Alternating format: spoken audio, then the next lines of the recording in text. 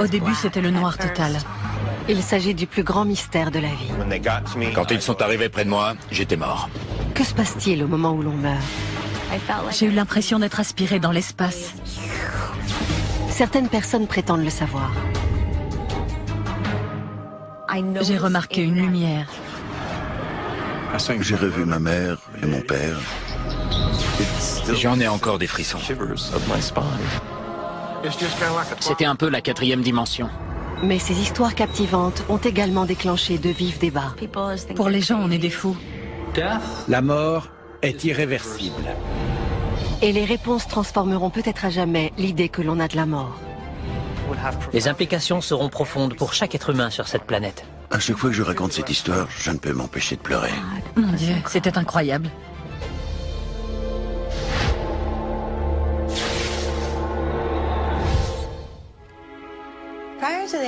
Avant l'accident, je n'avais jamais entendu parler d'expérience de mort imminente. Pour moi, l'idée de la mort était toujours mêlée de peur, à savoir que se passe-t-il et où on va. Et où va-t-on? Michaela Roser a la chance d'être en vie. Le 3 juillet 1994, à l'âge de 17 ans, elle manque de se tuer dans un terrible accident de voiture. Le jour de l'accident, nous rentrions de vacances. Il faisait un temps radieux. Nous étions à 20 minutes environ de la maison. On montait une colline, juste derrière une bétaillère. Vu que le conducteur roulait très lentement, ma mère avait mis ses warnings. Lors de la montée, une jeune fille de 16 ans a voulu nous dépasser. Mais quand elle a vu qu'une voiture arrivait en face, elle a dû faire une embardée à droite et nous a percutés à 130 km/h. Sa voiture est allée s'encastrer sous la bétaillère et a continué de nous traîner sur une centaine de mètres. Les sièges se sont soulevés, le toit s'est effondré et on s'est violemment cogné la tête contre le plafond. J'ai cru que nous allions mourir décapités. Le docteur Scott Magley est l'un des premiers à arriver sur les lieux. Michaela était inconsciente. La tôle autour d'elle était tellement déformée qu'il nous était impossible d'atteindre la jeune fille. Je n'étais même pas certain qu'elle respirait encore.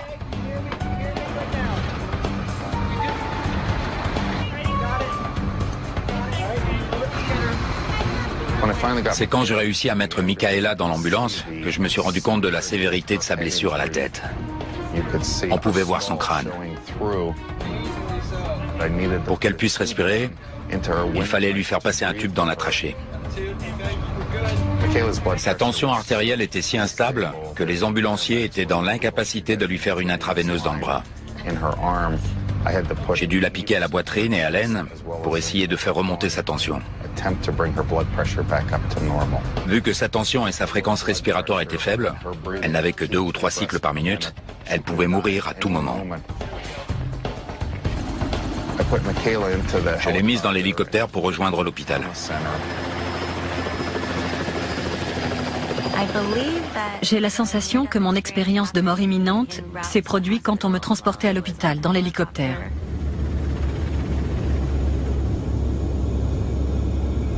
Au début, c'était le noir total. Et puis, tout à coup, je me suis sentie portée par une présence incroyable. C'était une lumière blanche apaisante qui m'enveloppait. Je ne voyais pas le visage ou la forme physique de la personne qui me tenait. Par contre, je ressentais son amour et je savais que je pouvais lui faire confiance. Je dirais que c'était Dieu. À chaque question qui me venait, la réponse se trouvait déjà là. C'était comme si je comprenais tout. L'expérience que je vivais faisait partie du grand dessein. De toute ma vie, je ne me suis jamais sentie aussi bien qu'au moment de ma mort. On dit souvent qu'on voit sa vie défiler. C'est bien ce qui m'est arrivé, mais pas de la manière dont je me l'imaginais. Tout s'est mis à défiler d'un coup à une vitesse vertigineuse. Je me suis revue enfant, quand je chantais, dansais et que je m'amusais, ou la fois où je me suis fait gronder par mes parents.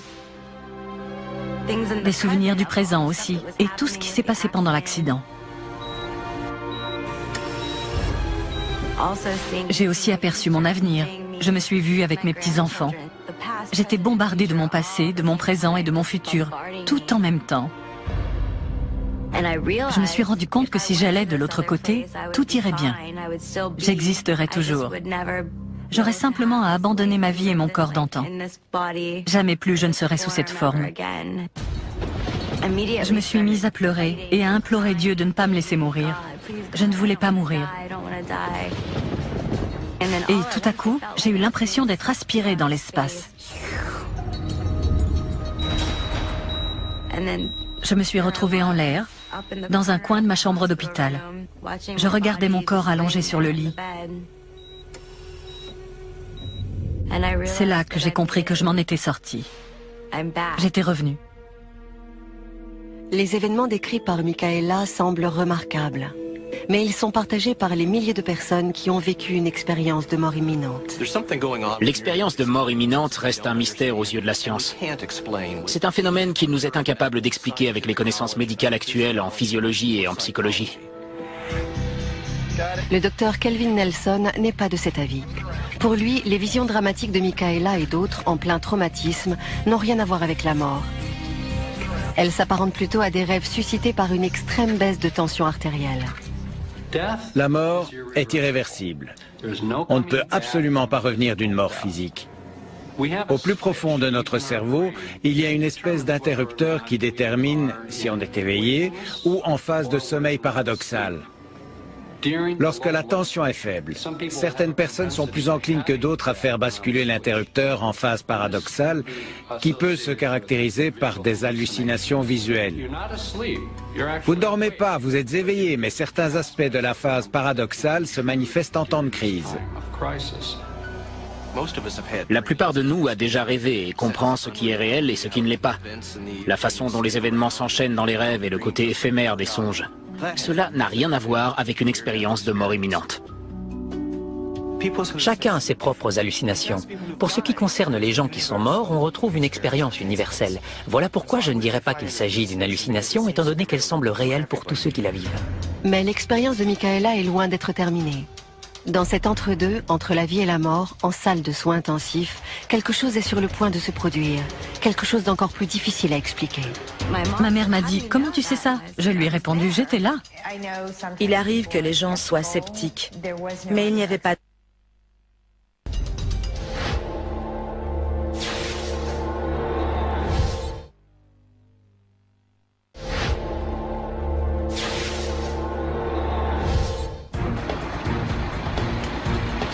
Après un accident de la route qui a failli lui coûter la vie, Michaela Roser se retrouve dans un état critique. Quand elle arrive à l'hôpital, l'adolescente de 17 ans est déjà plongée dans un coma profond. Mais aussi étrange que cela puisse paraître, son expérience de mort imminente ne s'arrête pas là. Un rebondissement encore plus difficile à expliquer est sur le point de se produire. J'assistais à la scène depuis le plafond. Je me suis aperçue que j'avais la capacité d'aller et venir comme bon me semblait. Quand j'entrais dans mon corps, la douleur était tellement insupportable que j'en ressortais très vite. Je me souviens aussi que je pouvais passer d'une pièce à l'autre.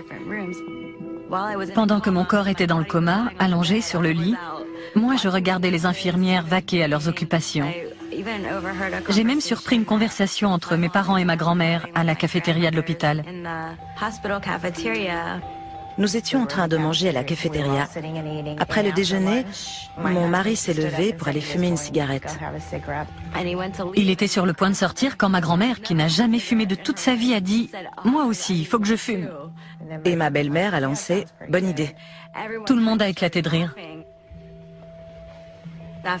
Après mon accident, je me suis précipitée dans la chambre de mes parents et je leur ai demandé « Maman, quand j'étais dans le coma, est-ce que tu étais avec papa et mes deux grands-mères à la cafétéria, à l'étage d'en dessous ?»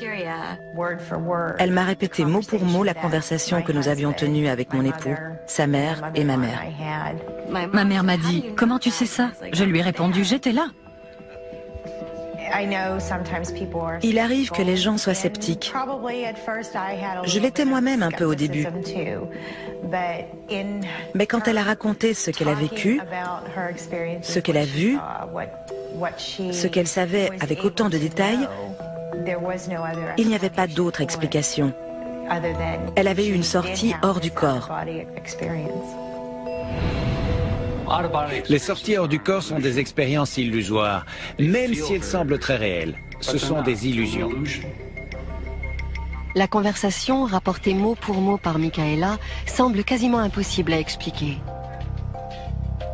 Mais pour des chercheurs comme le Dr Nelson, la réponse est simple.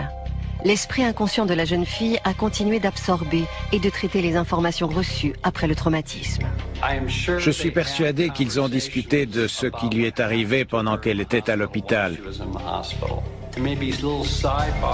Et certaines bribes de ces conversations ont été incorporées dans sa mémoire. Beaucoup d'experts s'accordent sur ce point. Il est probable que même dans le coma, Michaela ait senti ce qui se passait autour d'elle et qu'elle en ait formé des souvenirs. En revanche, il est beaucoup plus difficile d'imaginer comment elle a pu se remémorer tous les détails d'une conversation, surtout vu la gravité de ses blessures. Quand le cerveau subit un traumatisme, on a tendance à développer ce qu'on appelle un état confusionnel aigu. En gros, les circuits cérébraux ne fonctionnent plus très bien et il est impossible de fabriquer correctement des souvenirs. Il est impossible d'expliquer comment quelqu'un peut non seulement avoir une expérience lucide, consciente et organisée au cours d'une expérience de mort imminente, mais que cette expérience lucide, consciente et organisée soit si riche dans un laps de temps aussi court. Il m'a fallu 13 ans pour véritablement comprendre et accepter ce qui m'est arrivé. Au début, j'avais peur d'en parler parce que les gens ont tendance à vous prendre pour une folle ou une mythomane. Peu importe ce que la science peut prouver ou non, cette expérience m'appartient et personne ne me l'enlèvera. Avant l'accident, j'étais craintive à l'idée d'essayer de nouvelles choses. J'avais peur de m'exposer aux yeux des autres. Sincèrement, je remercie Dieu tous les jours de m'avoir permis de vivre ça. Ça m'a aidé à me motiver, et à accomplir les choses que j'avais toujours voulu faire dans la vie. Ça m'a aussi permis d'aller à la rencontre des autres, de créer des liens et d'essayer d'aider les autres à trouver le bonheur. Ça a changé ma vie à jamais. Doug Taylor a vu lui aussi sa vie transformée au moment de sa mort et l'étrange et tragique coïncidence qu'elle a révélée. Avant, je ne croyais pas à cette histoire de tunnel et de gens qui vous attendent de l'autre côté. Mais après être mort pendant 3 à 5 minutes, j'ai changé d'avis sur la question.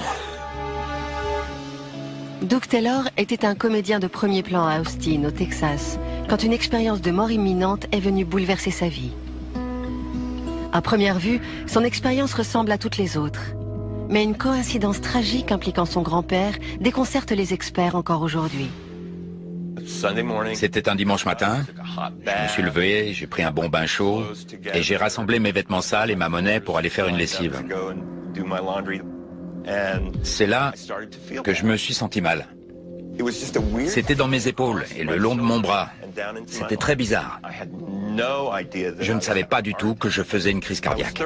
J'avais que 39 ans, après tout. Je tenais le combiné dans ma main, j'essayais d'appeler les secours. Je me souviens pas du numéro que j'ai tapé. Tout ce dont je me souviens, c'est le téléphone qui tombe.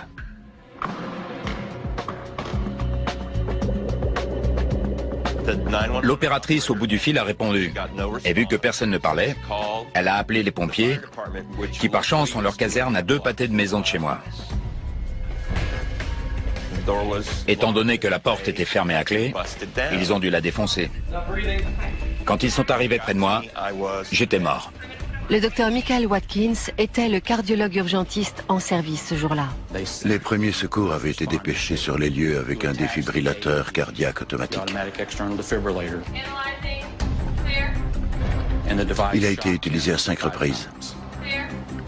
Les ambulanciers sont arrivés juste après. Ils ont intubé la victime, c'est-à-dire qu'ils lui ont passé un tube dans la trachée pour le faire respirer. Et si mes souvenirs sont bons, ils ont essayé de le ranimer à 5 reprises avec le défibrillateur. Alors que les ambulanciers font tout ce qu'ils peuvent pour sauver Doug, à 480 km, son grand-père est aux prises avec une situation d'urgence. Quasiment au même moment, le hasard veut qu'il ait une crise cardiaque majeure. D'habitude, je rentre à une certaine heure et il m'attend toujours. Ce jour-là, j'étais un peu en retard. Quand je suis arrivée, il gisait sur le sol. Pendant ce temps, à Austin, Doug est en train de glisser dans ce qu'on ne peut qu'appeler une autre réalité.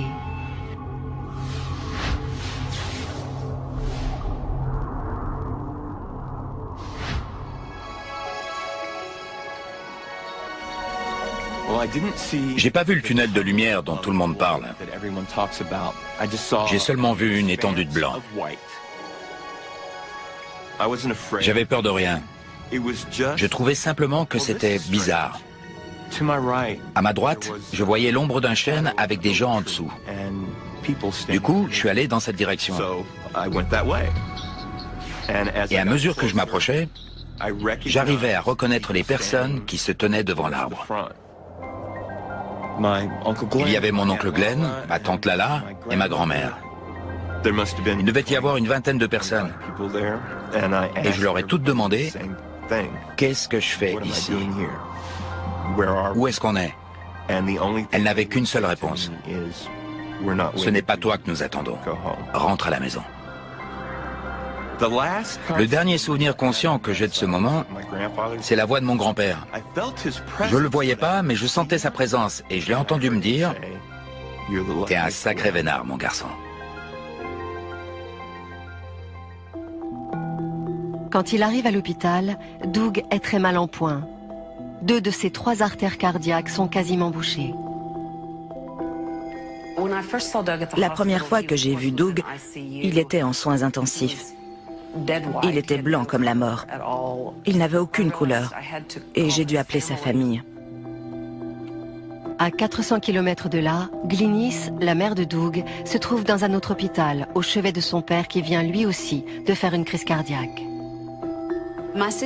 J'étais auprès de mon père en soins intensifs avec ma sœur.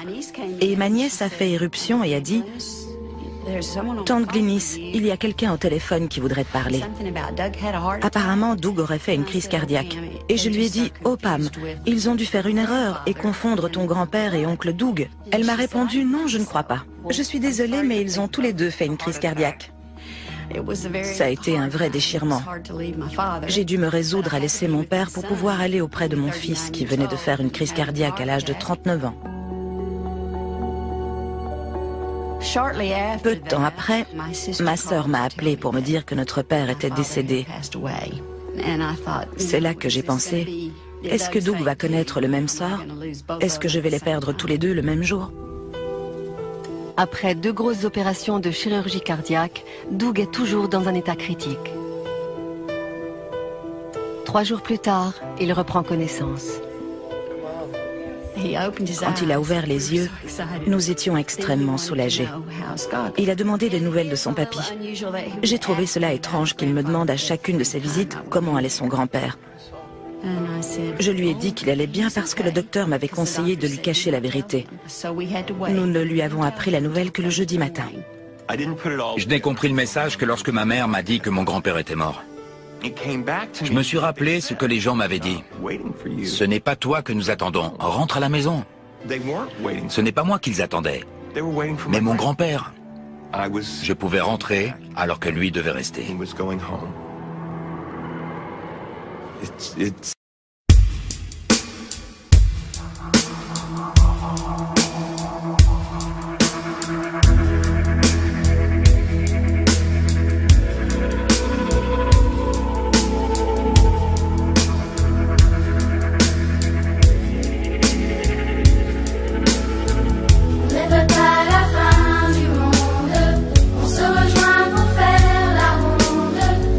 l'on veut, c'est pouvoir encore s'aimer.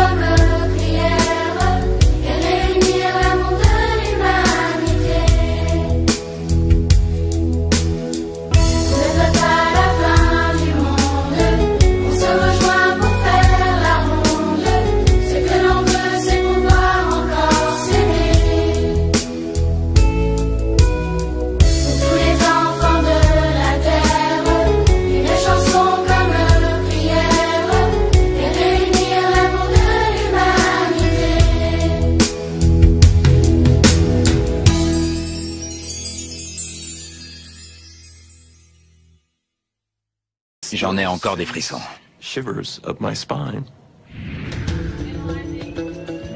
L'expérience de mort imminente qu'a vécue Doug Taylor laisse perplexe à bien des égards. Comment a-t-il pu former des souvenirs après une telle crise cardiaque, alors même qu'il était mort pendant plusieurs minutes? Lors d'un arrêt cardiaque, les données sont claires. Il n'y a aucune activité électrique du cerveau pendant une moyenne de 10 secondes après l'arrêt cardiaque. La grande question qui se pose alors est de savoir ce qui se passe dans l'esprit et dans la conscience de la victime quand son cœur ne bat plus. Parce que de nombreuses études prouvent qu'il est possible de ranimer des gens qui recouvrent pleinement leur esprit et leur conscience. Le plus stupéfiant, c'est qu'il est strictement impossible que Doug ait pu savoir que son grand-père a eu une crise cardiaque qui lui a été fatale quasiment au même moment. C'est tout bonnement une histoire qui dépasse l'entendement. Pourtant, selon le docteur Kevin Nelson, une explication physiologique peut être avancée. Il suggère que la rencontre entre les deux hommes est le produit du cerveau de Doug, via les mêmes procédés oniriques complexes qui ont généré l'expérience saisissante de décorporation de Michaela Roser. On peut imaginer que sa mère a quitté le chevet de son père pour venir veiller sur lui et qu'elle a discuté avec le personnel médical pendant qu'il était conscient, mais qu'il ne réagissait pas. Je ne pense pas que les expériences de mort imminente soient des rêves. Elles déclenchent plutôt le mécanisme de fabrication onirique pendant que nous sommes éveillés et lors de crises. J'ai raconté cette histoire à chaque personne que j'ai rencontrée et avec qui j'ai parlé plus de 5 minutes. À mes yeux, c'est important. Les gens doivent savoir qu'il existe une vie après la mort, qu'on continue de faire de meilleures choses. Avant mon expérience de mort imminente, j'étais soupolé. Je m'emportais pour un rien. Désormais, je reste calme en toutes circonstances. C'est tellement difficile d'exprimer l'amour, la chaleur et la compréhension que j'ai ressentie que les gens à qui je raconte mon histoire repartent en disant « Waouh, j'aimerais vivre ça. J'aimerais y aller. » L'expérience de mort imminente qu'a vécu Doug ainsi que sa rencontre avec son grand-père ont coïncidé avec un électrocardiogramme plat pendant plus de 3 minutes. Mais ce genre d'expérience ne commence pas forcément par une mort. J'avais l'impression que quelque chose de terrible allait se produire.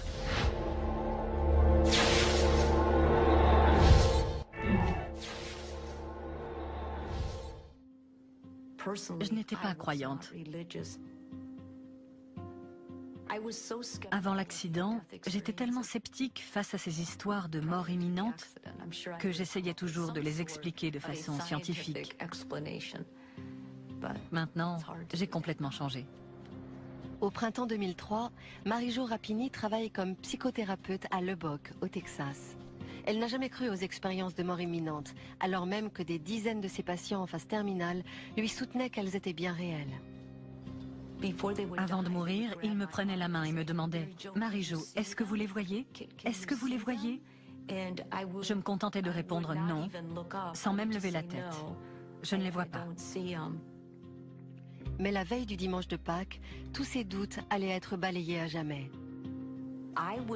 J'avais organisé un grand dîner chez moi, j'avais donc 1001 choses à faire. Je suis partie faire un peu de sport, je me sentais bien, je voulais travailler mes pectoraux. J'ai donné tout ce que j'avais sur cette machine.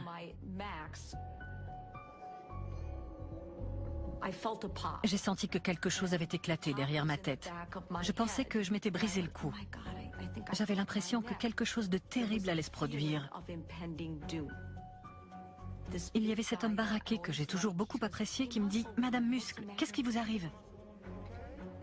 Je lui ai dit « Foncez à l'accueil et appelez une ambulance. Je crois que je me suis brisé le cou. » J'étais terrifiée. J'étais chez le coiffeur et j'ai reçu un coup de téléphone. Votre femme a eu un accident, vous devez vous rendre aux urgences. Plus tard, le neurochirurgien est arrivé, a mis le scanner sur l'écran et a dit « Il y a du sang dans son cerveau ». J'étais totalement incrédule. Alors qu'on voyait très bien le sang, il y en avait énormément. Marie-Jo est victime d'une hémorragie sous-arachnoïdienne. Malgré la gravité du diagnostic, les médecins ont pourtant bon espoir d'éviter une opération chirurgicale à haut risque. Mais 4 jours après son admission à l'hôpital, Marie-Jo voit ses taux d'oxygène chuter. Elle n'a plus qu'une seule option, subir une opération du cerveau. J'étais allongée sur mon lit et je sentais que tout le monde s'agitait autour de moi. J'arrivais à sentir la gravité de la situation. Par moments, je sortais de mon corps pour y revenir ensuite. Je n'avais pas peur. Je sortais de mon corps et j'observais ce que faisait l'équipe médicale. Puis je regagnais mon corps.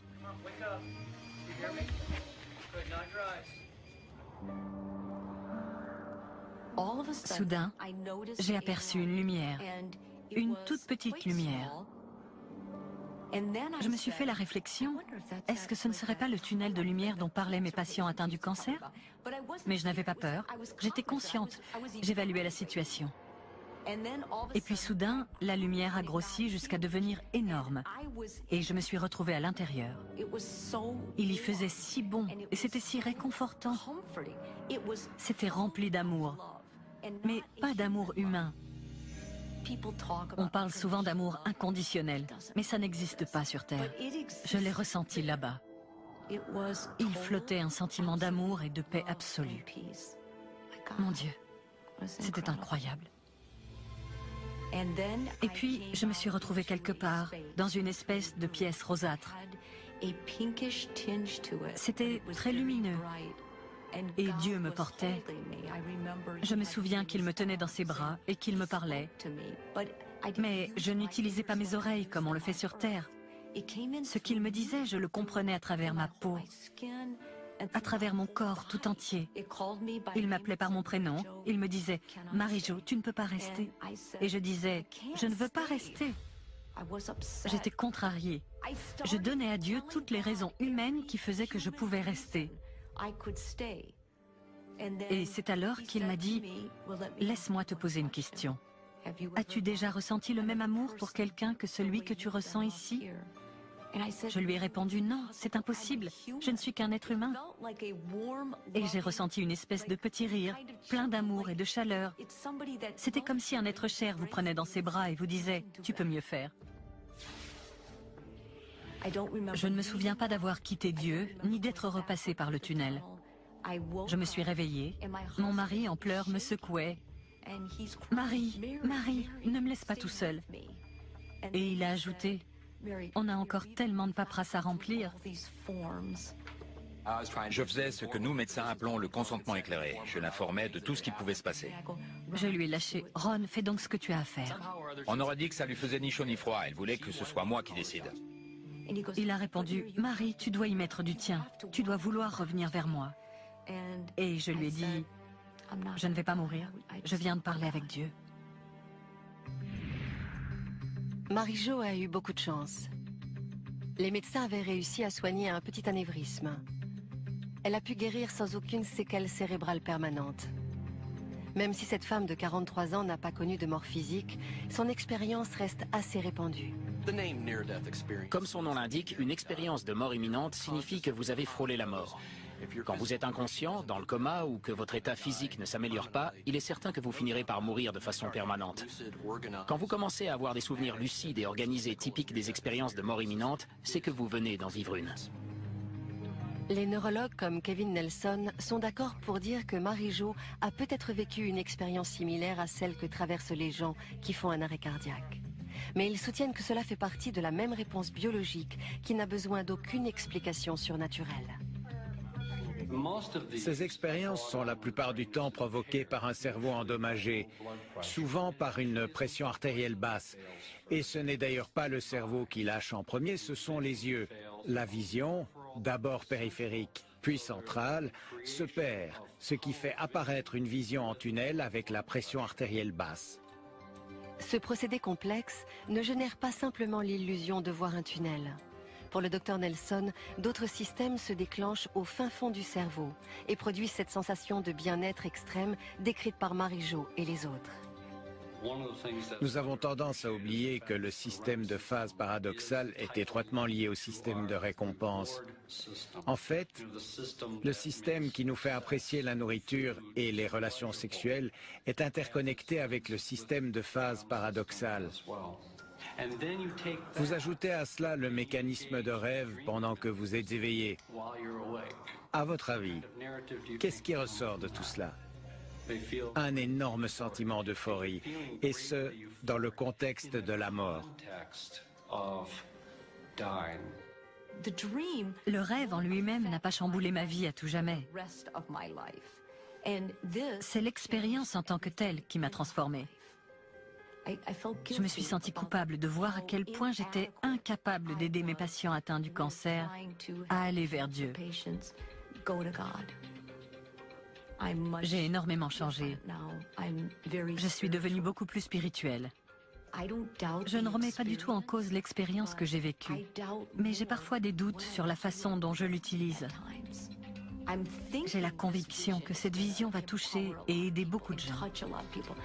Mais est-ce suffisant?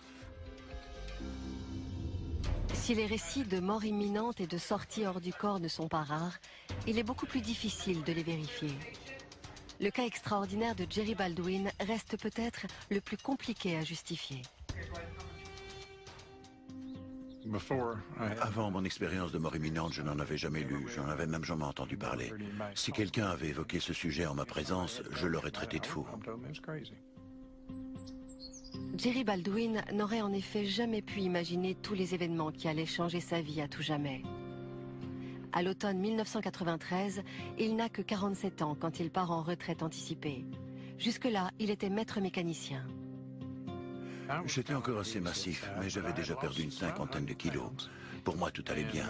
Mais j'étais un gros fumeur, je fumais deux paquets et demi par jour. Ce matin-là, je me suis levé et j'ai regardé la liste de choses que j'avais à faire. C'est là que mon problème s'est déclenché. J'avais le bras tout engourdi et je ne me sentais pas dans mon assiette. En bon fumeur, je me suis dit que si je m'en grillais une, je me sentirais mieux. J'ai commencé à me sentir oppressé. Je me suis levé, j'ai éteint ma cigarette, j'ai monté les 2 marches pour rentrer chez moi et tout à coup, j'ai eu une douleur à la poitrine. J'ai fini par m'effondrer.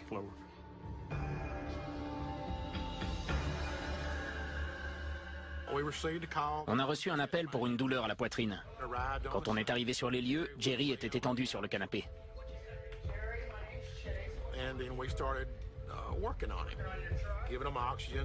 On a fait notre boulot, on lui a donné de l'oxygène, on lui a passé le cardiofréquence-mètre, on lui a fait des intraveineuses, etc.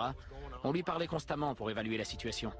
J'ai commencé à avoir la sensation que je ne m'en sortirais pas vivant. Tout devenait gris. J'ai dit au secouriste, je vais pas tarder à y aller. Et il m'a demandé, de quoi parlez-vous? J'ai dit, je vais bientôt mourir. Ce sont les dernières paroles que j'ai prononcées. À partir du moment où il a fait un arrêt cardiaque, il ne répondait plus et il n'était plus conscient. La procédure consiste alors à frapper la victime dans la région précordiale. C'est ce qu'a fait mon coéquipier en lui donnant 3 coups de poing successifs.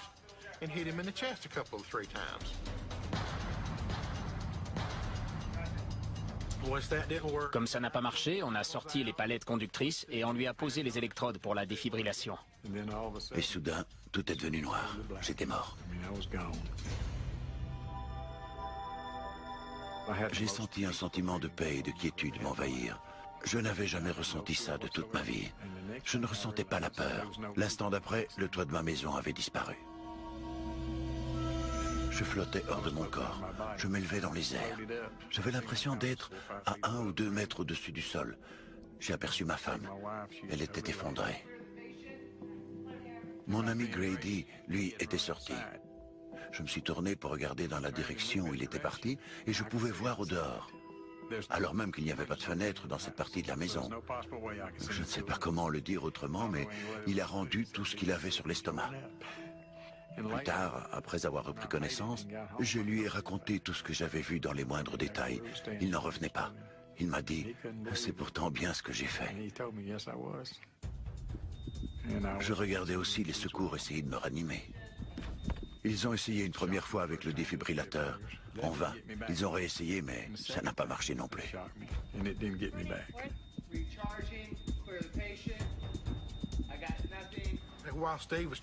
Pendant que Dave essayait de recharger les palettes pour la troisième tentative, les batteries du défibrillateur ont lâché, ce qui n'est pas inhabituel. Ça nous était déjà arrivé. Fort heureusement, des renforts étaient en route. Une seconde équipe d'ambulanciers fonçait déjà vers le domicile de Jerry. J'ai regardé sur ma gauche et j'ai vu une deuxième ambulance arriver. C'était l'équipe de renfort qui apportait de nouvelles palettes. Plus tard, je leur ai dit que je savais qui conduisait. Je ne veux pas dire que ça m'a fichu les chocottes, mais c'était quand même bigrement effrayant. C'était un peu la quatrième dimension. Prisonnier des limbes, Jerry ignore si les secours en renfort arriveront à temps pour le sauver. À cet instant, il ignore que son extraordinaire voyage ne fait que commencer. Soudain, je me suis retrouvé dans le tunnel, la tête la première.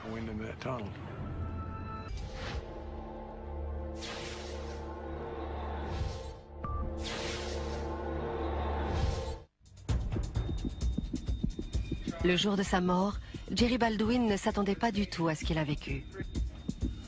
Alors qu'il flotte au-dessus de sa maison, il aperçoit son ami Grady vomir dehors. Puis il assiste aux efforts des secours pour le ranimer, au dysfonctionnement du défibrillateur et à l'arrivée d'une deuxième ambulance.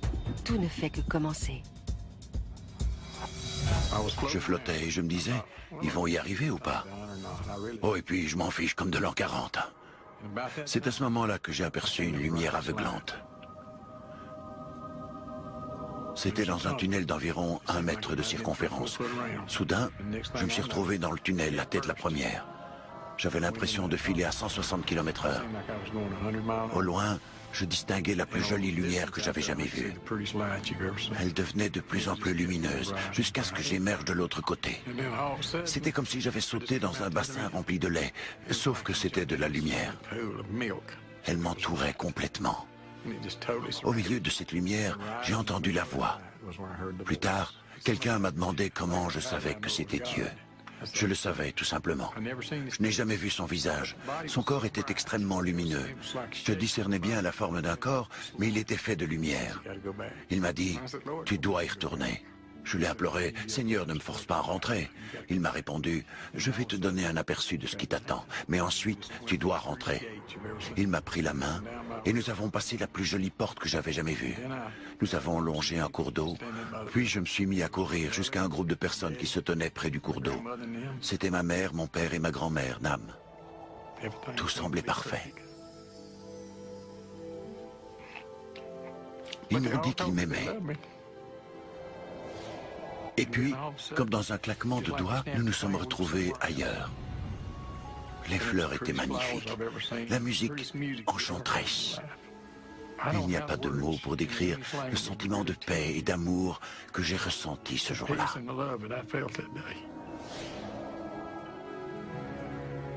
Et subitement, Dieu m'a dit, « Voilà, tu as vu, j'ai encore du travail pour toi. » Et quand il a lâché ma main, je me suis retrouvé dans le tunnel.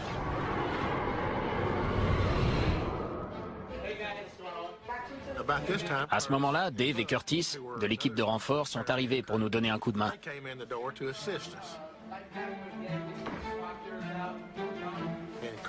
Curtis a disposé les palettes sur la poitrine de Jerry. Ça a fonctionné du premier coup. Ils m'ont dit que j'étais mort pendant 3 à 4 minutes. J'avais plutôt l'impression que 3 ou 4 mois venaient de s'écouler. Le temps s'était arrêté.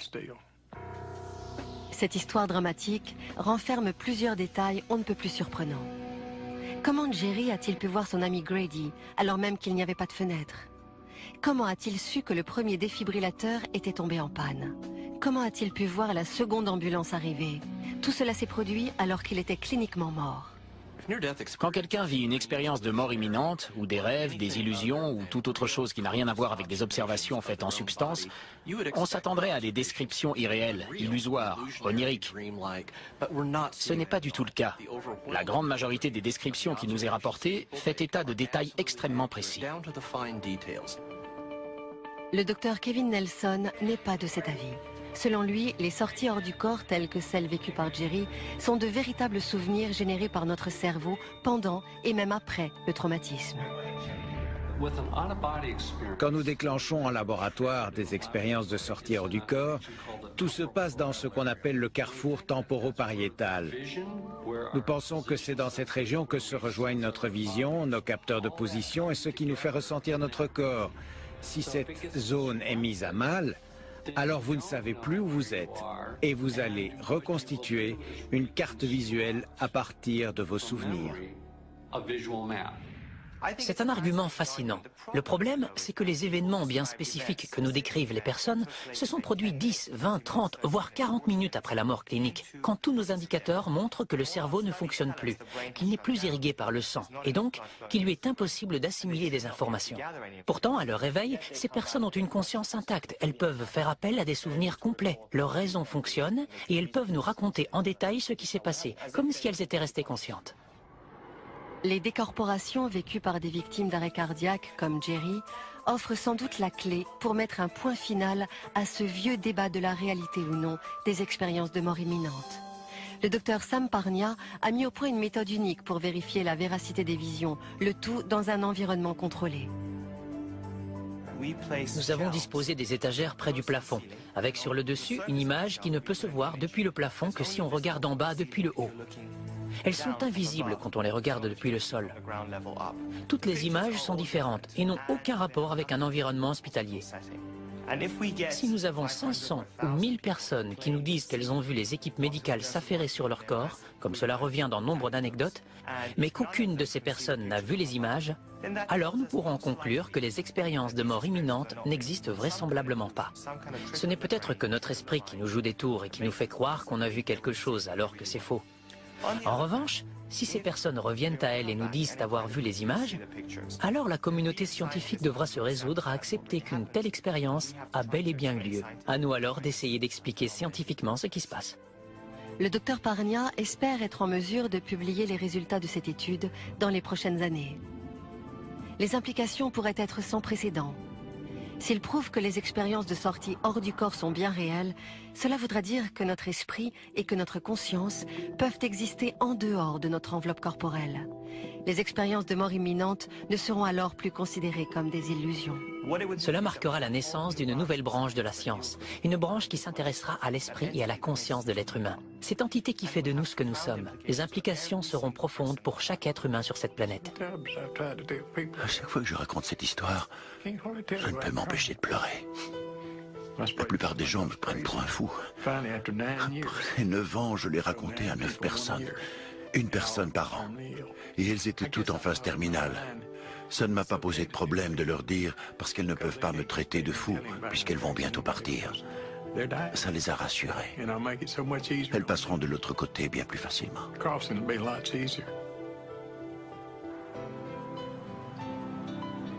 C'est triste de voir que Dieu doit vous tuer pour attirer votre attention. Mais c'est ce qui m'est arrivé. Avant, j'avais un cœur de pierre. Je jugeais les gens. Maintenant, je n'ai plus le droit de me comporter comme ça. C'est un nouveau départ. Après une expérience de mort imminente, les transformations sont indubitables. Ce qui fait encore débat néanmoins, c'est la réalité de ces expériences. La controverse ne s'arrêtera que lorsque la science aura pu apporter des réponses acceptées par tout un chacun. Je ne cherche aucune excuse. J'essaye véritablement d'expliquer ces phénomènes parce que j'ai la conviction que ce sont de véritables expériences cérébrales. Elles transforment le mode de vie des individus et leur façon d'appréhender la mort.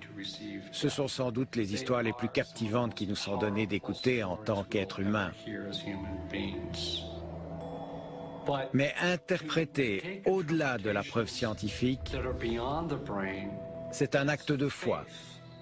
Ce n'est pas de la science. Personnellement, je ne crois pas que les expériences de mort imminente puissent être expliquées par la science. Même s'il y avait une explication physiologique pour les expliquer, il reste les témoignages poignants des gens qui les ont vécus. Ils ont été plus lucides qu'ils ne l'ont jamais été sur Terre. Quelle que soit la cause des expériences de mort imminente, elles demeurent un mystère fascinant. Ça n'a rien d'un rêve. C'est la chose la plus réelle qui m'a été donnée de vivre. Et la chose la plus porteuse de sens. Les médecins ont sans doute tout un tas de réponses. Mais moi, je suis pas un scientifique. J'ai rien à dire. Par contre, ce que je peux leur dire, c'est ce que je sais avoir vécu. Il est certain que des altérations chimiques se produisent dans le cerveau lors d'un traumatisme.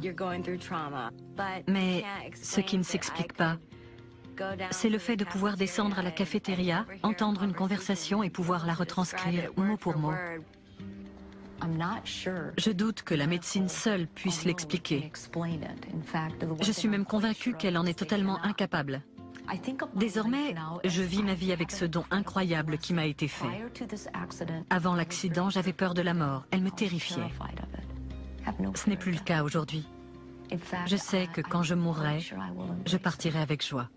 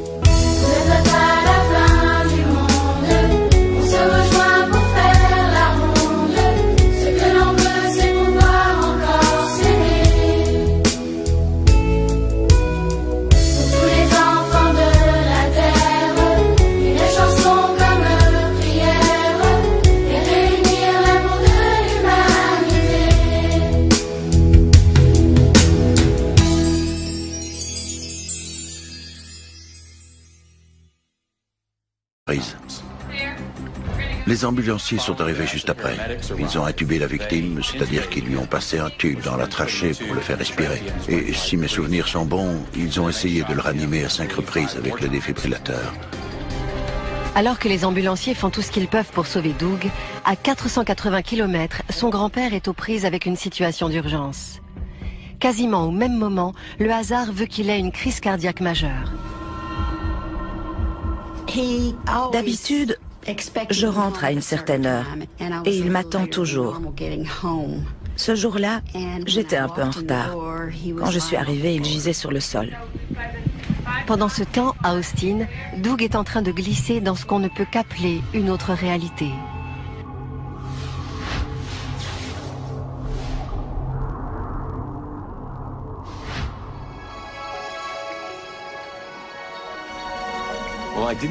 J'ai pas vu le tunnel de lumière dont tout le monde parle. J'ai seulement vu une étendue de blanc. J'avais peur de rien. Je trouvais simplement que c'était bizarre. À ma droite, je voyais l'ombre d'un chêne avec des gens en dessous. Du coup, je suis allé dans cette direction. Et à mesure que je m'approchais, j'arrivais à reconnaître les personnes qui se tenaient devant l'arbre. Il y avait mon oncle Glenn, ma tante Lala et ma grand-mère. Il devait y avoir une vingtaine de personnes. Et je leur ai toutes demandé, qu'est-ce que je fais ici? Où est-ce qu'on est? Elles n'avaient qu'une seule réponse. Ce n'est pas toi que nous attendons. Rentre à la maison. Le dernier souvenir conscient que j'ai de ce moment, c'est la voix de mon grand-père. Je ne le voyais pas, mais je sentais sa présence et je l'ai entendu me dire « T'es un sacré vénard, mon garçon. » Quand il arrive à l'hôpital, Doug est très mal en point. 2 de ses 3 artères cardiaques sont quasiment bouchées. La première fois que j'ai vu Doug, il était en soins intensifs. Il était blanc comme la mort. Il n'avait aucune couleur. Et j'ai dû appeler sa famille. À 400 km de là, Glynis, la mère de Doug, se trouve dans un autre hôpital, au chevet de son père qui vient lui aussi de faire une crise cardiaque. J'étais auprès de mon père en soins intensifs avec ma sœur. Et ma nièce a fait éruption et a dit « Tante Glynis, il y a quelqu'un au téléphone qui voudrait te parler. » Apparemment, Doug aurait fait une crise cardiaque. Et je lui ai dit « Oh Pam, ils ont dû faire une erreur et confondre ton grand-père et oncle Doug. » Elle m'a répondu « Non, je ne crois pas. Je suis désolée, mais ils ont tous les deux fait une crise cardiaque. » Ça a été un vrai déchirement. J'ai dû me résoudre à laisser mon père pour pouvoir aller auprès de mon fils qui venait de faire une crise cardiaque à l'âge de 39 ans. Peu de temps après, ma sœur m'a appelé pour me dire que notre père était décédé. C'est là que j'ai pensé, est-ce que Doug va connaître le même sort? Est-ce que je vais les perdre tous les deux le même jour? Après 2 grosses opérations de chirurgie cardiaque, Doug est toujours dans un état critique. 3 jours plus tard, il reprend connaissance. Quand il a ouvert les yeux, nous étions extrêmement soulagés. Il a demandé des nouvelles de son papy. J'ai trouvé cela étrange qu'il me demande à chacune de ses visites comment allait son grand-père. Je lui ai dit qu'il allait bien parce que le docteur m'avait conseillé de lui cacher la vérité. Nous ne lui avons appris la nouvelle que le jeudi matin. Je n'ai compris le message que lorsque ma mère m'a dit que mon grand-père était mort. Je me suis rappelé ce que les gens m'avaient dit. Ce n'est pas toi que nous attendons. Rentre à la maison. Ce n'est pas moi qu'ils attendaient, mais mon grand-père. Je pouvais rentrer alors que lui devait rester. Ce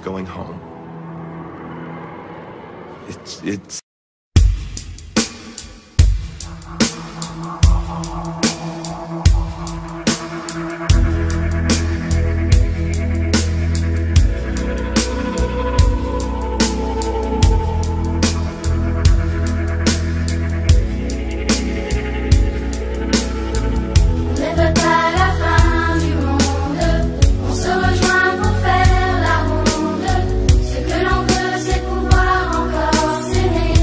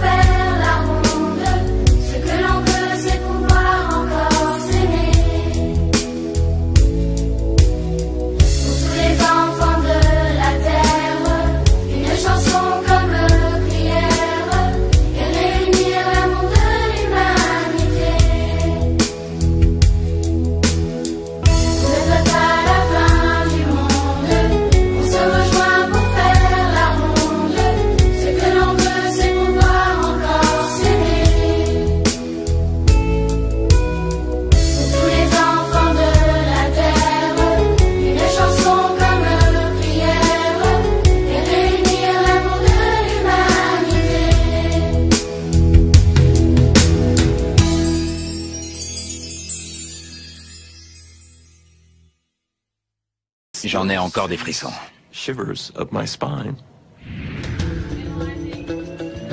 L'expérience de mort imminente qu'a vécue Doug Taylor laisse perplexe à bien des égards. Comment a-t-il pu former des souvenirs après une telle crise cardiaque, alors même qu'il était mort pendant plusieurs minutes? Lors d'un arrêt cardiaque, les données sont claires. Il n'y a aucune activité électrique du cerveau pendant une moyenne de 10 secondes après l'arrêt cardiaque. La grande question qui se pose alors est de savoir ce qui se passe dans l'esprit et dans la conscience de la victime quand son cœur ne bat plus. Parce que de nombreuses études prouvent qu'il est possible de ranimer des gens qui recouvrent pleinement leur esprit et leur conscience.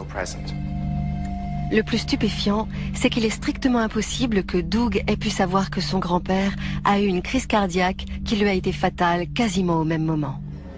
C'est tout bonnement une histoire qui dépasse l'entendement. Pourtant, selon le docteur Kevin Nelson, à votre avis, qu'est-ce qui ressort de tout cela? Un énorme sentiment d'euphorie, et ce, dans le contexte de la mort. Le rêve en lui-même n'a pas chamboulé ma vie à tout jamais. C'est l'expérience en tant que telle qui m'a transformée. Je me suis sentie coupable de voir à quel point j'étais incapable d'aider mes patients atteints du cancer à aller vers Dieu. J'ai énormément changé. Je suis devenue beaucoup plus spirituelle. Je ne remets pas du tout en cause l'expérience que j'ai vécue, mais j'ai parfois des doutes sur la façon dont je l'utilise. J'ai la conviction que cette vision va toucher et aider beaucoup de gens. Mais est-ce suffisant? Si les récits de mort imminente et de sortie hors du corps ne sont pas rares, il est beaucoup plus difficile de les vérifier. Le cas extraordinaire de Jerry Baldwin reste peut-être le plus compliqué à justifier. Avant mon expérience de mort imminente, je n'en avais jamais lu, j'en avais même jamais entendu parler. Si quelqu'un avait évoqué ce sujet en ma présence, je l'aurais traité de fou. Jerry Baldwin n'aurait en effet jamais pu imaginer tous les événements qui allaient changer sa vie à tout jamais. À l'automne 1993, il n'a que 47 ans quand il part en retraite anticipée. Jusque-là, il était maître mécanicien. J'étais encore assez massif, mais j'avais déjà perdu une 50aine de kilos. Pour moi, tout allait bien. Mais j'étais un gros fumeur, je fumais deux paquets et demi par jour. Ce matin-là, je me suis levé et j'ai regardé la liste de choses que j'avais à faire. C'est là que mon problème s'est déclenché. J'avais le bras tout engourdi et je ne me sentais pas dans mon assiette. En bon fumeur, je me suis dit que si je m'en grillais une, je me sentirais mieux. J'ai commencé à me sentir oppressé. Je me suis levé, j'ai éteint ma cigarette, j'ai monté les 2 marches pour rentrer chez moi et tout à coup, j'ai eu une douleur à la poitrine. J'ai fini par m'effondrer.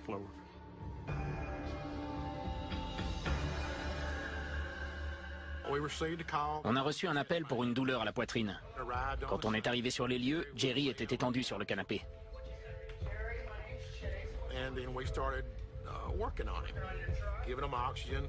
On a fait notre boulot, on lui a donné de l'oxygène, on lui a passé le cardiofréquencemètre, on lui a fait des intraveineuses, etc.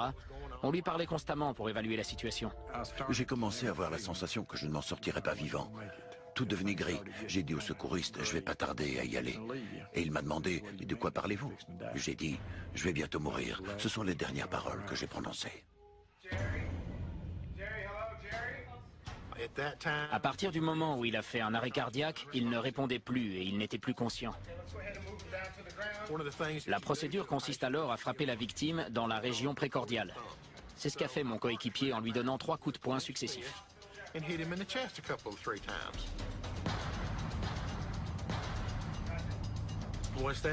Comme ça n'a pas marché, on a sorti les palettes conductrices et on lui a posé les électrodes pour la défibrillation. Et soudain, tout est devenu noir. J'étais mort. J'ai senti un sentiment de paix et de quiétude m'envahir. Je n'avais jamais ressenti ça de toute ma vie. Je ne ressentais pas la peur. L'instant d'après, le toit de ma maison avait disparu. Je flottais hors de mon corps. Je m'élevais dans les airs. J'avais l'impression d'être à 1 ou 2 mètres au-dessus du sol. j'ai aperçu ma femme. Elle était effondrée. Mon ami Grady, lui, était sorti. Je me suis tourné pour regarder dans la direction où il était parti et je pouvais voir au dehors. Alors même qu'il n'y avait pas de fenêtre dans cette partie de la maison. Je ne sais pas comment le dire autrement, mais il a rendu tout ce qu'il avait sur l'estomac. Plus tard, après avoir repris connaissance, je lui ai raconté tout ce que j'avais vu dans les moindres détails. Il n'en revenait pas. Il m'a dit, c'est pourtant bien ce que j'ai fait. Je regardais aussi les secours essayer de me ranimer. Ils ont essayé une première fois avec le défibrillateur. En vain. Ils ont réessayé, mais ça n'a pas marché non plus.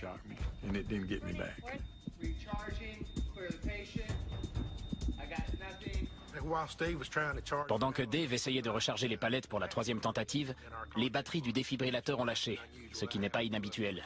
Ça nous était déjà arrivé. Fort heureusement, des renforts étaient en route. Une seconde équipe d'ambulanciers fonçait déjà vers le domicile de Jerry. J'ai regardé sur ma gauche et j'ai vu une deuxième ambulance arriver. C'était l'équipe de renfort qui apportait de nouvelles palettes. Plus tard, je leur ai dit que je savais qui conduisait. Je ne veux pas dire que ça m'a fichu les chocottes, mais c'était quand même bigrement effrayant. C'était un peu la quatrième dimension. Prisonnier des limbes, Jerry ignore si les secours en renfort arriveront à temps pour le sauver. À cet instant, il ignore que son extraordinaire voyage ne fait que commencer. Soudain, je me suis retrouvé dans le tunnel, la tête la première.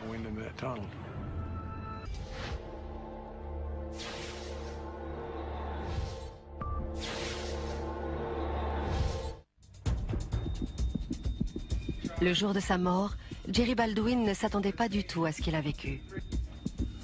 Alors qu'il flotte au-dessus de sa maison, il aperçoit son ami Grady vomir dehors. Puis il assiste aux efforts des secours pour le ranimer, au dysfonctionnement du défibrillateur et à l'arrivée d'une deuxième ambulance. Tout ne fait que commencer. Je flottais et je me disais, ils vont y arriver ou pas? Oh, et puis je m'en fiche comme de l'an 40. C'est à ce moment-là que j'ai aperçu une lumière aveuglante. C'était dans un tunnel d'environ 1 mètre de circonférence. Soudain, je me suis retrouvé dans le tunnel, la tête la première. J'avais l'impression de filer à 160 km/h. Au loin, je distinguais la plus jolie lumière que j'avais jamais vue. Elle devenait de plus en plus lumineuse, jusqu'à ce que j'émerge de l'autre côté. C'était comme si j'avais sauté dans un bassin rempli de lait, sauf que c'était de la lumière. Elle m'entourait complètement. Au milieu de cette lumière, j'ai entendu la voix. Plus tard, quelqu'un m'a demandé comment je savais que c'était Dieu. Je le savais, tout simplement. Je n'ai jamais vu son visage. Son corps était extrêmement lumineux. Je discernais bien la forme d'un corps, mais il était fait de lumière. Il m'a dit, « Tu dois y retourner ». Je l'ai imploré, « Seigneur, ne me force pas à rentrer ». Il m'a répondu, « Je vais te donner un aperçu de ce qui t'attend, mais ensuite, tu dois rentrer ». Il m'a pris la main et nous avons passé la plus jolie porte que j'avais jamais vue. Nous avons longé un cours d'eau, puis je me suis mis à courir jusqu'à un groupe de personnes qui se tenaient près du cours d'eau. C'était ma mère, mon père et ma grand-mère, Nam. Tout semblait parfait. Ils m'ont dit qu'ils m'aimaient. Et puis, comme dans un claquement de doigts, nous nous sommes retrouvés ailleurs. Les fleurs étaient magnifiques. La musique enchanteresse. Il n'y a pas de mots pour décrire le sentiment de paix et d'amour que j'ai ressenti ce jour-là.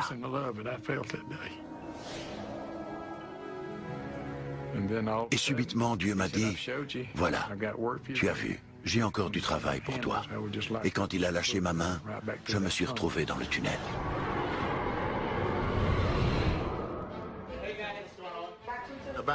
À ce moment-là, Dave et Curtis, de l'équipe de renfort, sont arrivés pour nous donner un coup de main.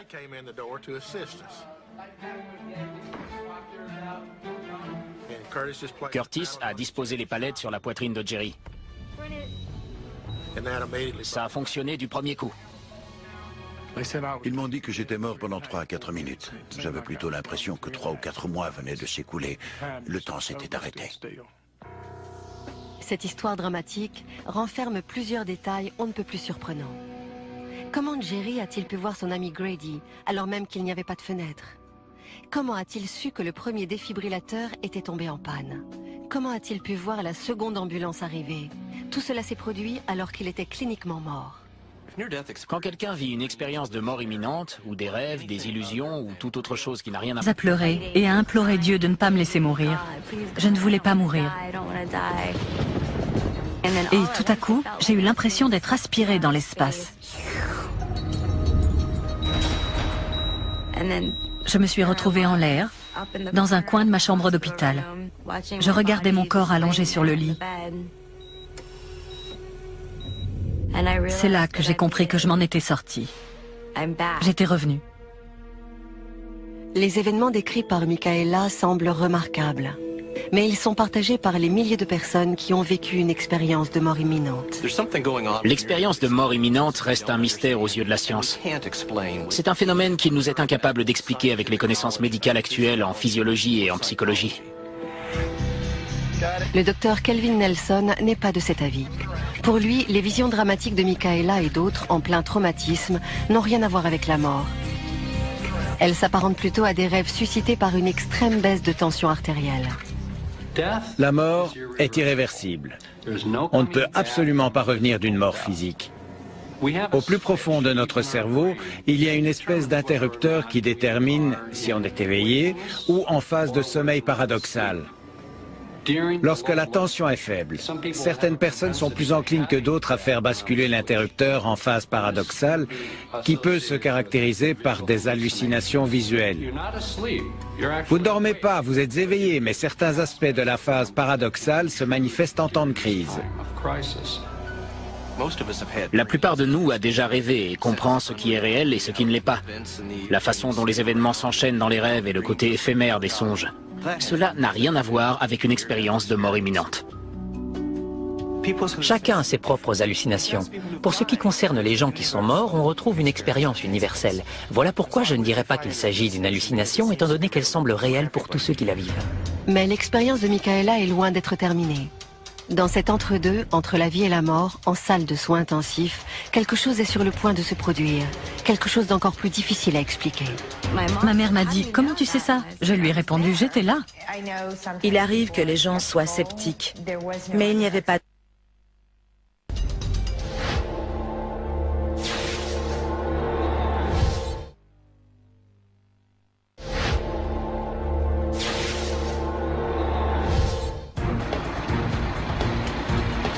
Après un accident de la route qui a failli lui coûter la vie, Michaela Roser se retrouve dans un état critique. Quand elle arrive à l'hôpital, l'adolescente de 17 ans est déjà plongée dans un coma profond. Mais aussi étrange que cela puisse paraître, son expérience de mort imminente ne s'arrête pas là. Un rebondissement encore plus difficile à expliquer est sur le point de se produire. J'assistais à la scène depuis le plafond. Je me suis aperçue que j'avais la capacité d'aller et venir comme bon me semblait. Quand j'entrais dans mon corps, la douleur était tellement insupportable que j'en ressortais très vite. Je me souviens aussi que je pouvais passer d'une pièce à l'autre. Pendant que mon corps était dans le coma, allongé sur le lit, moi je regardais les infirmières vaquer à leurs occupations. J'ai même surpris une conversation entre mes parents et ma grand-mère à la cafétéria de l'hôpital. Nous étions en train de manger à la cafétéria. Après le déjeuner, mon mari s'est levé pour aller fumer une cigarette. Il était sur le point de sortir quand ma grand-mère, qui n'a jamais fumé de toute sa vie, a dit « Moi aussi, il faut que je fume ». Et ma belle-mère a lancé « Bonne idée ». Tout le monde a éclaté de rire. Après mon accident, je me suis précipitée dans la chambre de mes parents et je leur ai demandé « Maman, quand j'étais dans le coma, est-ce que tu étais avec papa et mes deux grands-mères à la cafétéria, à l'étage d'en dessous ?» Elle m'a répété mot pour mot la conversation que nous avions tenue avec mon époux, sa mère et ma mère. Ma mère m'a dit « Comment tu sais ça ?» Je lui ai répondu « J'étais là ». Il arrive que les gens soient sceptiques. Je l'étais moi-même un peu au début. Mais quand elle a raconté ce qu'elle a vécu, ce qu'elle a vu, ce qu'elle savait avec autant de détails, il n'y avait pas d'autre explication. Elle avait eu une sortie hors du corps. Les sorties hors du corps sont des expériences illusoires, même si elles semblent très réelles. Ce sont des illusions. La conversation, rapportée mot pour mot par Michaela, semble quasiment impossible à expliquer. Mais pour des chercheurs comme le Dr Nelson, la réponse est simple. L'esprit inconscient de la jeune fille a continué d'absorber et de traiter les informations reçues après le traumatisme. Je suis persuadé qu'ils ont discuté de ce qui lui est arrivé pendant qu'elle était à l'hôpital.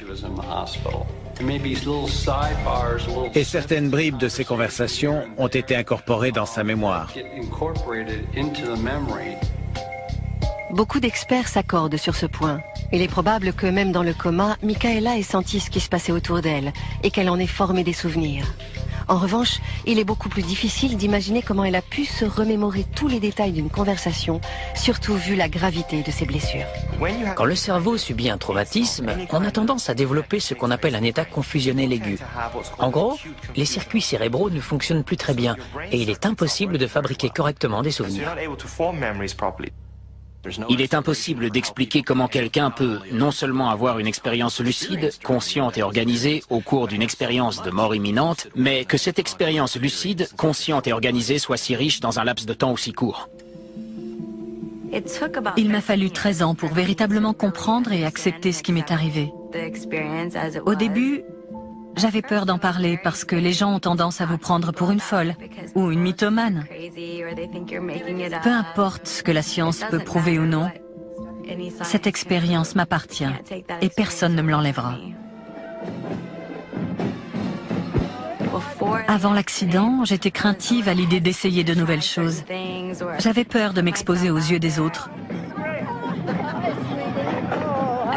Sincèrement, je remercie Dieu tous les jours de m'avoir permis de vivre ça. Ça m'a aidé à me motiver et à accomplir les choses que j'avais toujours voulu faire dans la vie. Ça m'a aussi permis d'aller à la rencontre des autres, de créer des liens et d'essayer d'aider les autres à trouver le bonheur. Ça a changé ma vie à jamais. Doug Taylor a vu lui aussi sa vie transformée au moment de sa mort et l'étrange et tragique coïncidence qu'elle a révélée. Avant, je ne croyais pas à cette histoire de tunnel et de gens qui vous attendent de l'autre côté. Mais après être mort pendant 3 à 5 minutes, j'ai changé d'avis sur la question. Doug Taylor était un comédien de premier plan à Austin, au Texas, quand une expérience de mort imminente est venue bouleverser sa vie. À première vue, son expérience ressemble à toutes les autres. Mais une coïncidence tragique impliquant son grand-père déconcerte les experts encore aujourd'hui. C'était un dimanche matin, je me suis levé, j'ai pris un bon bain chaud et j'ai rassemblé mes vêtements sales et ma monnaie pour aller faire une lessive. C'est là que je me suis senti mal. C'était dans mes épaules et le long de mon bras. C'était très bizarre. Je ne savais pas du tout que je faisais une crise cardiaque. J'avais que 39 ans, après tout. Je tenais le combiné dans ma main, j'essayais d'appeler les secours. Je me souviens pas du numéro que j'ai tapé. Tout ce dont je me souviens, c'est le téléphone qui tombe.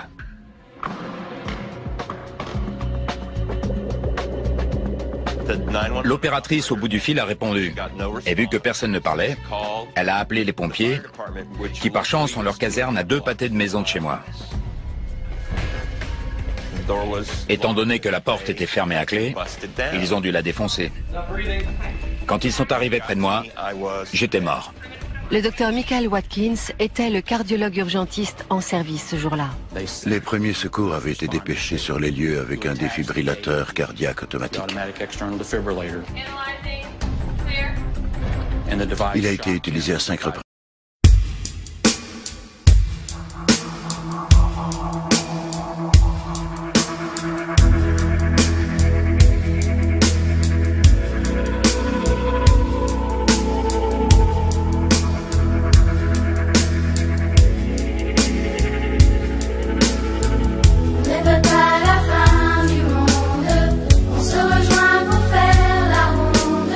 Ce que l'on veut, c'est pouvoir encore s'aimer.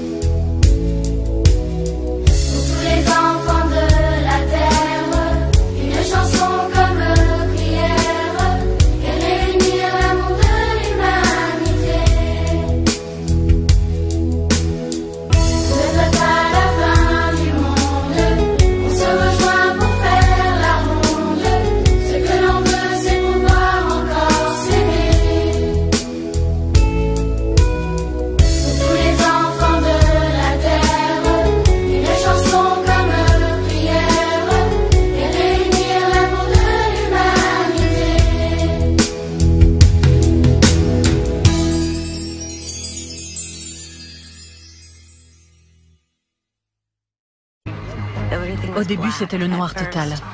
Il s'agit du plus grand mystère de la vie. Quand ils sont arrivés près de moi, j'étais mort. Que se passe-t-il au moment où l'on meurt? J'ai eu l'impression d'être aspirée dans l'espace. Certaines personnes prétendent le savoir. J'ai remarqué une lumière. J'ai revu ma mère et mon père. J'en ai encore des frissons. C'était un peu la 4e dimension. Mais ces histoires captivantes ont également déclenché de vifs débats. Pour les gens, on est des fous. La mort est irréversible. Et les réponses transformeront peut-être à jamais l'idée que l'on a de la mort. Les implications seront profondes pour chaque être humain sur cette planète. À chaque fois que je raconte cette histoire, je ne peux m'empêcher de pleurer. Mon Dieu, c'était incroyable.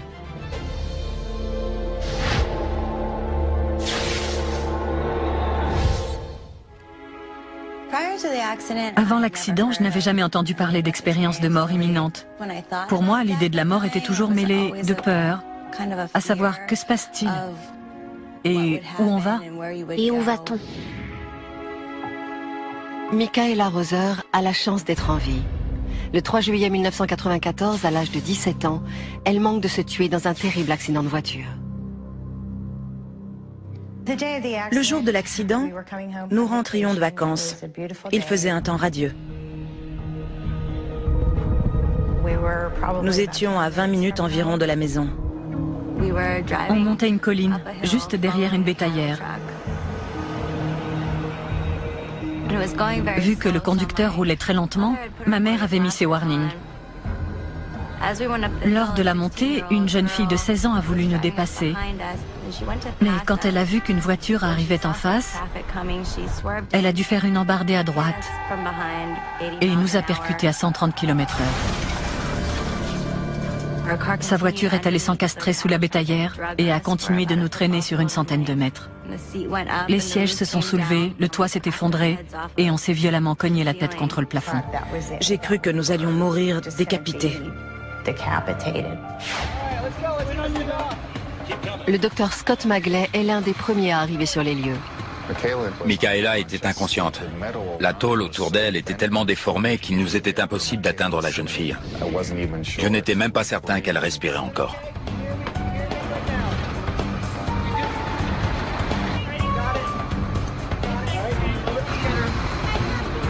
C'est quand j'ai réussi à mettre Michaela dans l'ambulance que je me suis rendu compte de la sévérité de sa blessure à la tête.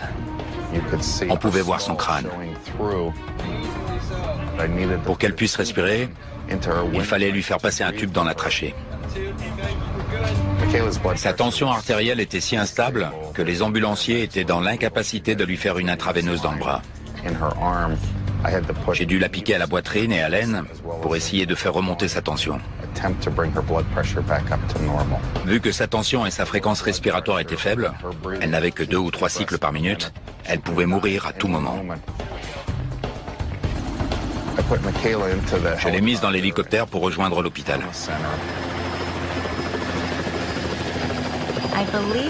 J'ai la sensation que mon expérience de mort imminente s'est produite quand on me transportait à l'hôpital, dans l'hélicoptère.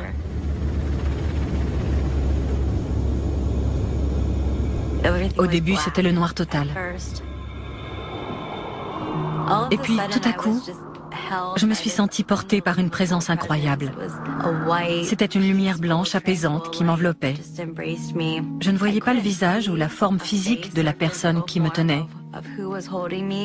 Par contre, je ressentais son amour et je savais que je pouvais lui faire confiance. Je dirais que c'était Dieu. À chaque question qui me venait, la réponse se trouvait déjà là. C'était comme si je comprenais tout. L'expérience que je vivais faisait partie du grand dessein. De toute ma vie, je ne me suis jamais sentie aussi bien qu'au moment de ma mort. On dit souvent qu'on voit sa vie défiler. C'est bien ce qui m'est arrivé, mais pas de la manière dont je m'imaginais. Tout s'est mis à défiler d'un coup à une vitesse vertigineuse. Je me suis revue enfant, quand je chantais, dansais et que je m'amusais, ou la fois où je me suis fait gronder par mes parents. Des souvenirs du présent aussi, et tout ce qui s'est passé pendant l'accident. J'ai aussi aperçu mon avenir. Je me suis vue avec mes petits-enfants. J'étais bombardée de mon passé, de mon présent et de mon futur, tout en même temps. Je me suis rendu compte que si j'allais de l'autre côté, tout irait bien. J'existerais toujours. J'aurais simplement à abandonner ma vie et mon corps d'antan. Jamais plus je ne serai sous cette forme. Je me suis mise... Une explication physiologique peut être avancée. Il suggère que la rencontre entre les deux hommes est le produit du cerveau de Doug, via les mêmes procédés oniriques complexes qui ont généré l'expérience saisissante de décorporation de Michaela Roser. On peut imaginer que sa mère a quitté le chevet de son père pour venir veiller sur lui et qu'elle a discuté avec le personnel médical pendant qu'il était conscient, mais qu'il ne réagissait pas. Je ne pense pas que les expériences de mort imminente soient des rêves. Elles déclenchent plutôt le mécanisme de fabrication onirique pendant que nous sommes éveillés et lors de crises. J'ai raconté cette histoire à chaque personne que j'ai rencontrée et avec qui j'ai parlé plus de 5 minutes. À mes yeux, c'est important. Les gens doivent savoir qu'il existe une vie après la mort, qu'on continue de faire de meilleures choses. Avant mon expérience de mort imminente, j'étais soupolé. Je m'emportais pour un rien. Désormais, je reste calme en toutes circonstances. C'est tellement difficile d'exprimer l'amour, la chaleur et la compréhension que j'ai ressentie que les gens à qui je raconte mon histoire repartent en disant « Waouh, j'aimerais vivre ça. J'aimerais y aller. » L'expérience de mort imminente qu'a vécu Doug ainsi que sa rencontre avec son grand-père ont coïncidé avec un électrocardiogramme plat pendant plus de 3 minutes. Mais ce genre d'expérience ne commence pas forcément par une mort. J'avais l'impression que quelque chose de terrible allait se produire.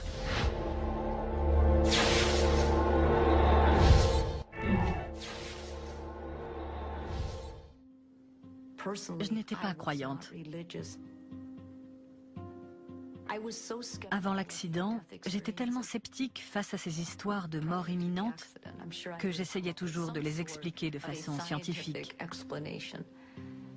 Maintenant, j'ai complètement changé. Au printemps 2003, Marie-Jo Rapini travaille comme psychothérapeute à Lubbock, au Texas. Elle n'a jamais cru aux expériences de mort imminente, alors même que des dizaines de ses patients en phase terminale lui soutenaient qu'elles étaient bien réelles. Avant de mourir, il me prenait la main et me demandait « Marie-Jo, est-ce que vous les voyez? Est-ce que vous les voyez ?» Je me contentais de répondre « non », sans même lever la tête. Je ne les vois pas. Mais la veille du dimanche de Pâques, tous ces doutes allaient être balayés à jamais. J'avais organisé un grand dîner chez moi, j'avais donc 1000 et une choses à faire. Je suis partie faire un peu de sport, je me sentais bien, je voulais travailler mes pectoraux. J'ai donné tout ce que j'avais sur cette machine.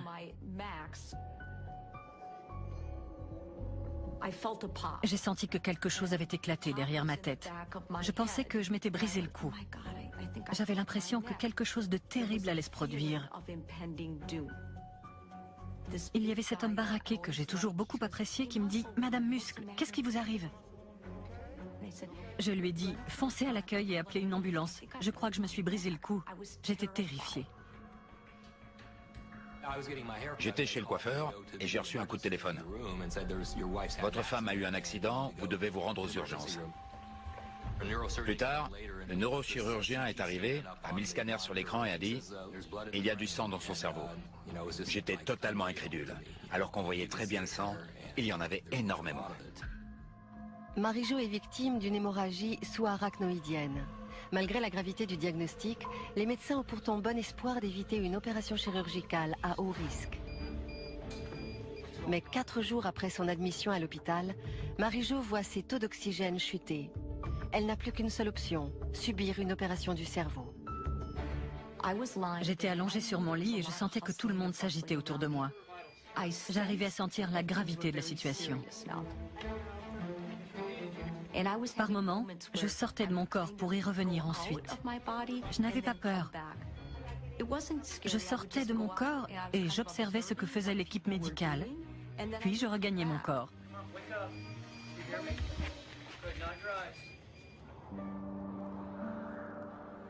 Soudain, j'ai aperçu une lumière, une toute petite lumière. Je me suis fait la réflexion, est-ce que ce ne serait pas le tunnel de lumière dont parlaient mes patients atteints du cancer? Mais je n'avais pas peur, j'étais consciente, j'évaluais la situation. Et puis soudain, la lumière a grossi jusqu'à devenir énorme. Et je me suis retrouvée à l'intérieur. Il y faisait si bon et c'était si réconfortant. C'était rempli d'amour, mais pas d'amour humain. On parle souvent d'amour inconditionnel, mais ça n'existe pas sur Terre. Je l'ai ressenti là-bas. Il flottait un sentiment d'amour et de paix absolue. Mon Dieu, c'était incroyable. Et puis, je me suis retrouvée quelque part, dans une espèce de pièce rosâtre. C'était très lumineux. Et Dieu me portait. Je me souviens qu'il me tenait dans ses bras et qu'il me parlait. Mais je n'utilisais pas mes oreilles comme on le fait sur Terre. Ce qu'il me disait, je le comprenais à travers ma peau, à travers mon corps tout entier. Il m'appelait par mon prénom, il me disait « Marie-Jo, tu ne peux pas rester ». Et je disais « Je ne veux pas rester ». J'étais contrariée. Je donnais à Dieu toutes les raisons humaines qui faisaient que je pouvais rester. Et c'est alors qu'il m'a dit « Laisse-moi te poser une question. As-tu déjà ressenti le même amour pour quelqu'un que celui que tu ressens ici ?» Je lui ai répondu « Non, c'est impossible, je ne suis qu'un être humain. » Et j'ai ressenti une espèce de petit rire, plein d'amour et de chaleur.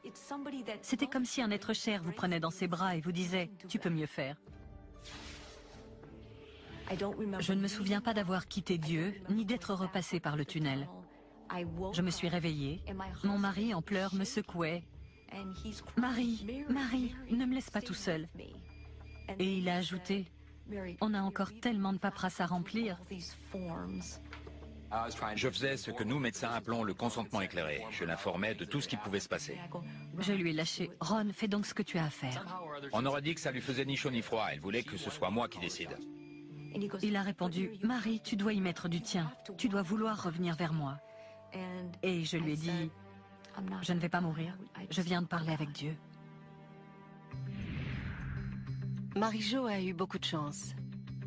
Les médecins avaient réussi à soigner un petit anévrisme. Elle a pu guérir sans aucune séquelle cérébrale permanente. Même si cette femme de 43 ans n'a pas connu de mort physique, son expérience reste assez répandue. Comme son nom l'indique, une expérience de mort imminente signifie que vous avez frôlé la mort. Quand vous êtes inconscient, dans le coma ou que votre état physique ne s'améliore pas, il est certain que vous finirez par mourir de façon permanente. Quand vous commencez à avoir des souvenirs lucides et organisés typiques des expériences de mort imminente, c'est que vous venez d'en vivre une. Les neurologues comme Kevin Nelson sont d'accord pour dire que Marie-Jo a peut-être vécu une expérience similaire à celle que traversent les gens qui font un arrêt cardiaque. Mais ils soutiennent que cela fait partie de la même réponse biologique qui n'a besoin d'aucune explication surnaturelle. Ces expériences sont la plupart du temps provoquées par un cerveau endommagé, souvent par une pression artérielle basse. Et ce n'est d'ailleurs pas le cerveau qui lâche en premier, ce sont les yeux. La vision, d'abord périphérique, puis centrale, se perd, ce qui fait apparaître une vision en tunnel avec la pression artérielle basse. Ce procédé complexe ne génère pas simplement l'illusion de voir un tunnel. Pour le docteur Nelson, d'autres systèmes se déclenchent au fin fond du cerveau et produisent cette sensation de bien-être extrême décrite par Marie-Jo et les autres. Nous avons tendance à oublier que le système de phase paradoxale est étroitement lié au système de récompense. En fait, le système qui nous fait apprécier la nourriture et les relations sexuelles est interconnecté avec le système de phase paradoxale. Vous ajoutez à cela le mécanisme de rêve pendant que vous êtes éveillé.